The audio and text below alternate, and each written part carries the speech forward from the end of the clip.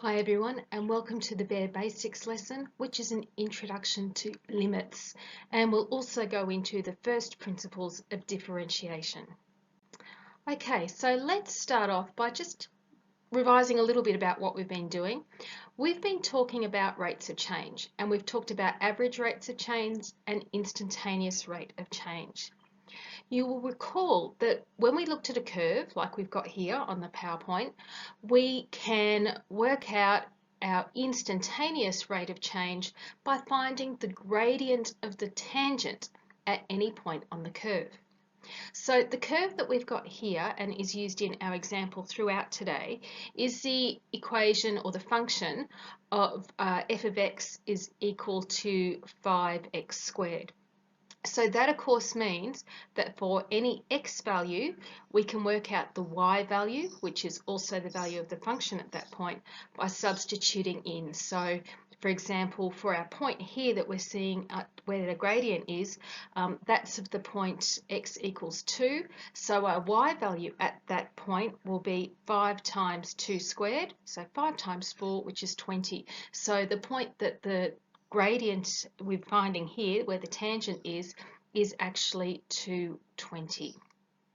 Bear that in mind as we go through the next few slides.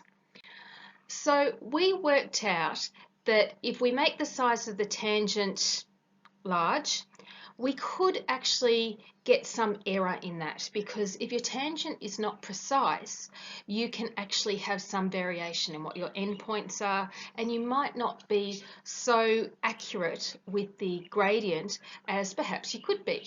So the idea that we're looking at today is if we make the size of the tangent smaller, we get a more accurate answer, because there's less chance of error, because the error extrapolates the bigger we go. So think about this. What would happen if we could find 2 points, or use 2 points that are right next to each other on our curve? Just like this. There they are. They're very close together. And what we've done here, just in case you can't see it clearly, is that we've got 2 points on the curve that have a distance on the x-axis apart of 0.01. So they're right next to each other basically.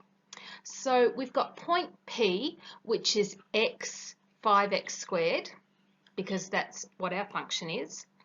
And point Q is x plus 0.01, so just moved along ever so slightly, and therefore, just as we had to do when we did functions earlier this year, we have to substitute x plus 0.01 into our function to work out what the value of the function is, so that's our y value at that particular point.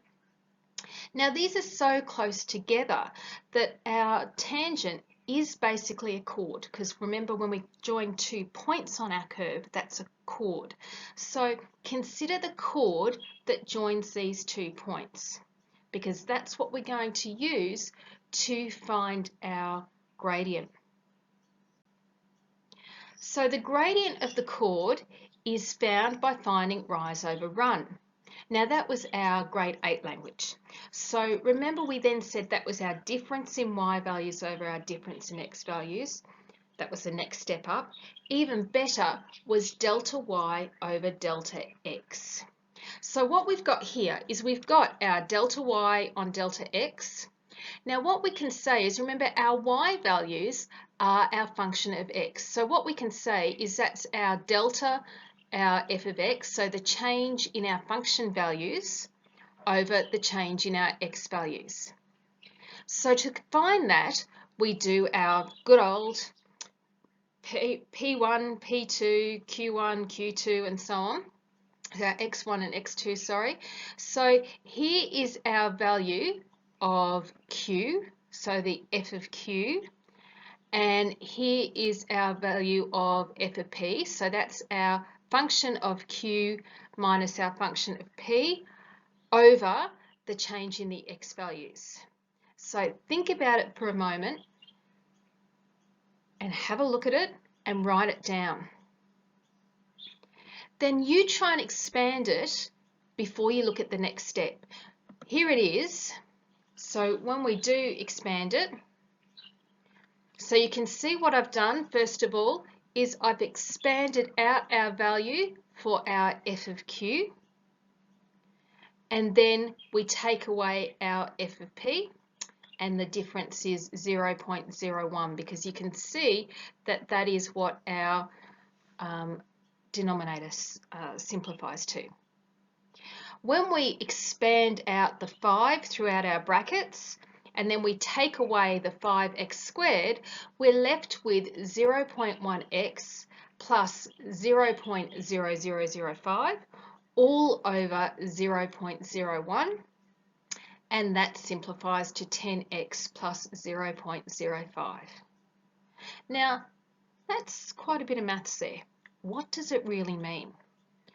What it means is that if our step is just a tiny step away, and if we got even closer to 0, then these numbers here, and let me just change my pen colour, these numbers here and here and here are only going to get smaller and smaller and smaller. So what it means is that as our 2 points get closer together, the instantaneous rate of change is going to be closer to 10x. And that is the concept of the limit. In mathematical terms, what we really should say is, as q approaches p, the gradient tends to 10x exactly, and that's because that second term in our expression disappears. The point q never actually reaches p, otherwise they'd be right on top of each other, and so the gradient never actually quite reaches 10x. However, they get as close as they possibly can get without being right on top of one another. This is a mathematical concept of limit in informal terms that hopefully you're understanding. It's used to describe the behaviour of a function as it approaches a certain value.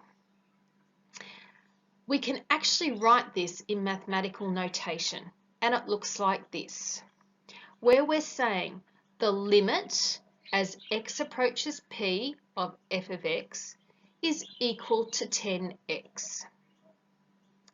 So it's read as the limit of f of x as x approaches p is equal to 10x.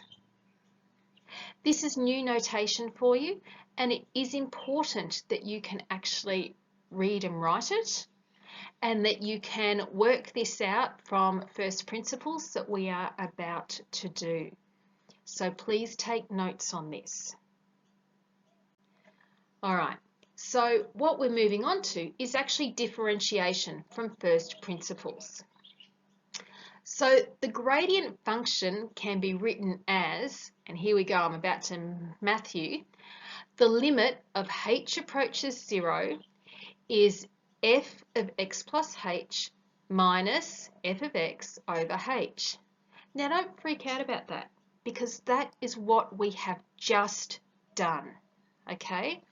This part here, which is f of x plus h, that's our point plus that tiny bit extra that takes you to the next point above it, minus your actual point is the f of x. So it's precisely as we have just done, but we're putting the mathematical terminology around it, okay?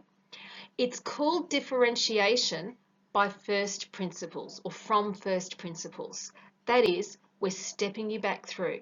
So in the assignment that you've just been doing, you have been working out your gradients, and you have worked out a number of gradients by finding your delta y on delta x. So this is exactly what we're doing again, but we're actually putting some year 11 math terminology around it. Now, differentiation, or differentiating y, gives us what we refer to as dy dx. So why do we choose the d? Well, it stands for derivative, but I also like to think of it as, when we did the delta, the triangle, if you actually think of a d that starts as a bit like this. So starts as if you're doing a triangle. So here's your triangle. But if you did a D that, yeah, okay, I know that's more of a circle, but goes up like that, so you end up with a D like that. That's how many people do their Ds for dy. Okay, so you'll have dy and dx, and that's how it looks. Not the best drawing on the PowerPoint, I realise that, but we'll clarify that on the board.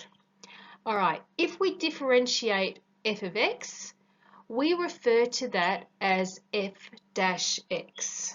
Okay, so we've used some similar terminology when we found the inverse earlier this year. That was f to the negative 1 of x.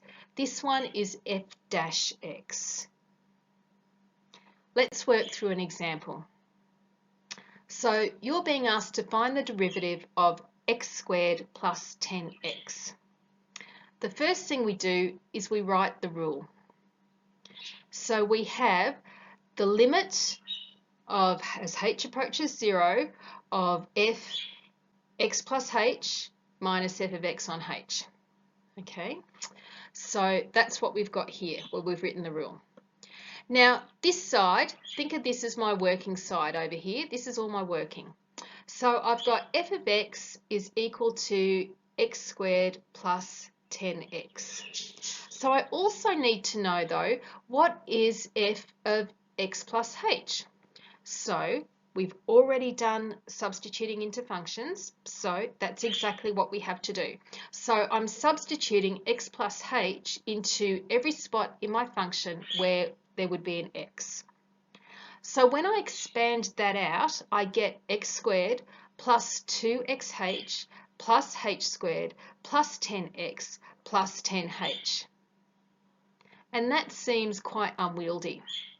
But then, when we just deal with the numerator over here, so we're doing this part, so we're chunking it up and just doing bit by bit. And then I have my f of x plus h minus f of x. So writing that out in full, this is what I have. And that simplifies because straight away we've got x squared and negative x squared, so they cancel. And we have 10x and we have negative 10x, so they cancel. And we are left with 2xh plus h squared plus 10h. Now we're going to go back to the left-hand side of our screen and we're going to write that in to our numerator, and our denominator is over h because that's the difference between our point and the next point along. So we can take h outside of our numerator and the h's cancel, and so we're left with 2x plus 10. But where's the h, I hear you say? So what happens is, don't forget, we're talking about as h goes to 0. So as h tends to 0, that term of h is going to disappear. And so our gradient by first principles is 2x plus 10. So the derivative of x squared plus 10x is equal to 2x plus 10. We'll be doing more examples of this in class and we'll be getting straight into it. If there are any questions, write them down so you can ask me precisely what it is that you need clarified, but we will be working through multiple examples in class together before you go out on your own. This has been your first Bare Basics lesson on an introduction to limits. Remember, the idea of Bare Basics is actually here so you can refer back to it, and it's to make maths more bearable for you. See you in class.